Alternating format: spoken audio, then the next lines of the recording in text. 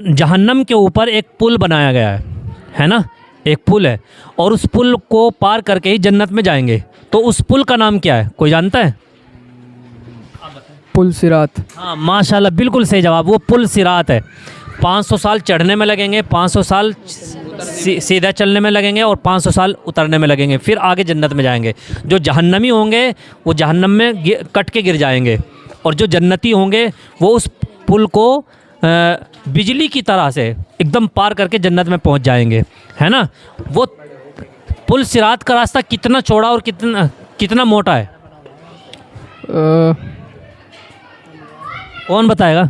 आप बताएंगे, आओ। पुल सिरात का रास्ता कितना चौड़ा कितना मोटा है? बाल के बराबर मोटा है और धार से तेज है, मतलब तलवार से तेज है। हाँ माशाल्लाह, बिल्कुल सही जवाब है। हाँ, पुल सिरात का रास्ता बाल से ज़्यादा बारीक और तलवार से ज़्यादा तेज़ है। अच्छा माशाल्लाह, पहला कलमा याद है आपको? पढ़कर सुनाएं। पहला कलमा तैयब, तैयब माने पाक, ला इलाहा इल्लल्लाह मोहम्मदुर रसूलुल्लाह। हाँ माशाल्लाह। अच्छा, वज़ू में कितने फ़र्ज़ हैं, कौन बताएगा? वज़ू में कितने फ़र्ज़ हैं? 4। हाँ माशाल्लाह। और गुस्ल में कितने फ़र्ज़ हैं? 3। अच्छा, नमाज जैसे ही स्टार्ट करते हैं तो सबसे पहले एक दुआ पढ़ी जाती है ना, सुब्हानक अल्लाहुम्मा व बिहम्दिका। इस दुआ का नाम बताएं। सुबहाना। इस दुआ का नाम?